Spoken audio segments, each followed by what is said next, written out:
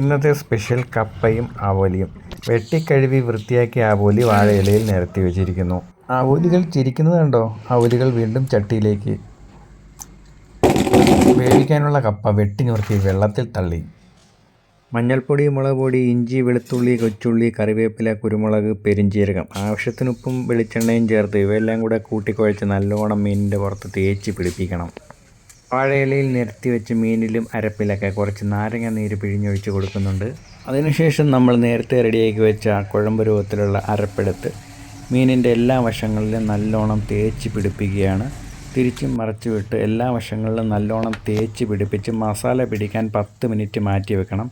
ആ സമയം കൊണ്ട് നമുക്ക് കപ്പയും മീൻകറിയും വേവിച്ചെടുക്കാനുണ്ട്.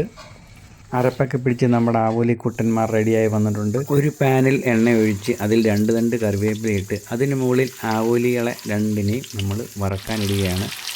ഏകദേശം ഒരു സൈഡ് വറുത്ത് സെറ്റായി വന്നിട്ടുണ്ട്. ഇനി എന്നെ പതുക്കെ തിരിച്ചിട്ട് കൊടുക്കണം. രണ്ടിനെയും തിരിച്ചിട്ട് കുറച്ച് നേരം കഴിയുമ്പോൾ 2 സൈഡും വെന്ത് നല്ല കറക്റ്റ് ഒരു പരുവാകും. അന്നേരം നമ്മളിതിനെ പ്ലേറ്റിലേക്ക് മാറ്റണം. നമ്മുടെ മീൻ എണ്ണയിൽ പൊള്ളി നല്ല വെന്ത് വന്നിട്ടുണ്ട്. ഇനി കുറച്ച് സവാളയും തക്കാളിയും അരിഞ്ഞ് ഗാർണിഷ് ചെയ്യുന്നു. നമ്മുടെ ആവോലി ഫ്രൈ റെഡി.